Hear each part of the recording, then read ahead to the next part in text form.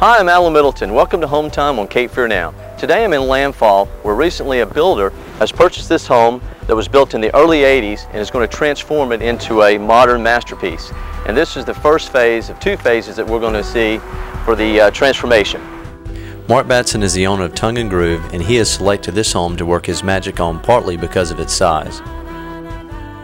So Mark, how do you identify a property? What is your, specifications when you come out to find a home? Because obviously you picked this site, you could have picked 50 others. Well, one of the things about finding a house to remodel is that others haven't recognized the potential of that home, and you have to have that ability to see the future and see what you can make out of a property, make it successful, make a home out of a house that may not have had curb appeal when you drove by the first time, but this house in particular had a great location. We're on a golf course in Landfall, and the price was right. And folks, as I said earlier, this house, as we look at it today, is going to be totally transformed. Mark, this is the existing floor plan, which you're going to show us now.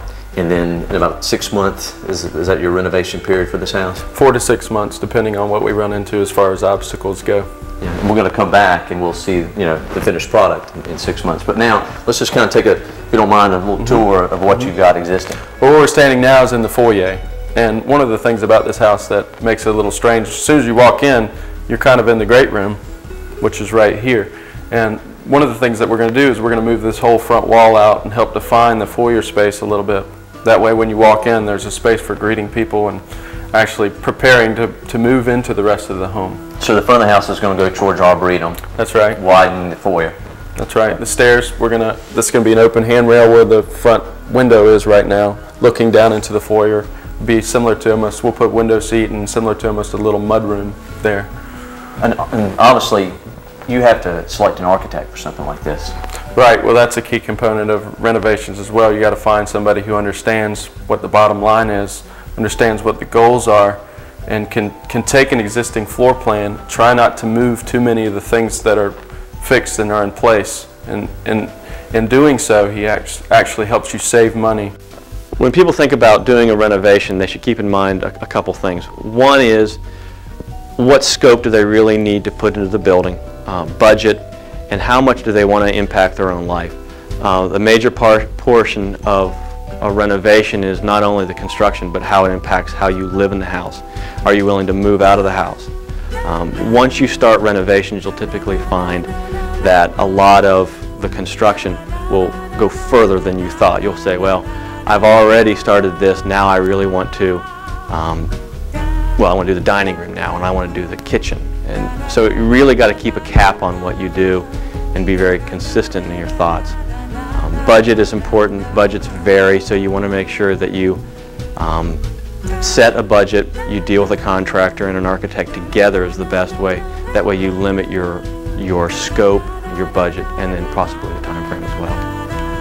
And one of the great components of this house is this amazing view you have of the course here on the back, which is going to be enhanced dramatically, correct? Yeah, which we spoke about earlier in selecting the location. It was important that it had amenities like views. And right now I think what we're going to do is try to bring life to the house by pushing the living space out towards that view, incorporating the pool, almost embracing the location, making it a better place to live. Because right now it's overgrown, it's not utilized. I mean, you have the pool. I mean, this could be an awesome backyard. Once we come back here in a few months, you'll really see a marked difference. And we're going to go into the kitchen now because you're going to do some work in the kitchen as well. That's right. Well, here we are in the kitchen, which was adjacent to the great room that we just walked into. And this is called a galley style kitchen, which is a long hallway style. And we're going to try to maintain the basic elements that make it that.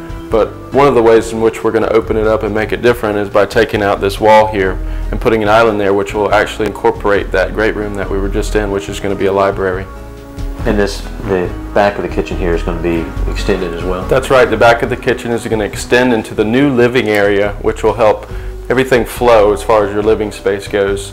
One of the things that we're going to try to do in order to keep within the budget is not to remove the basic things, the basic structural things like your wiring and your plumbing, and that saves a little bit of money but yet makes a big impact as far as we're going to make a change here.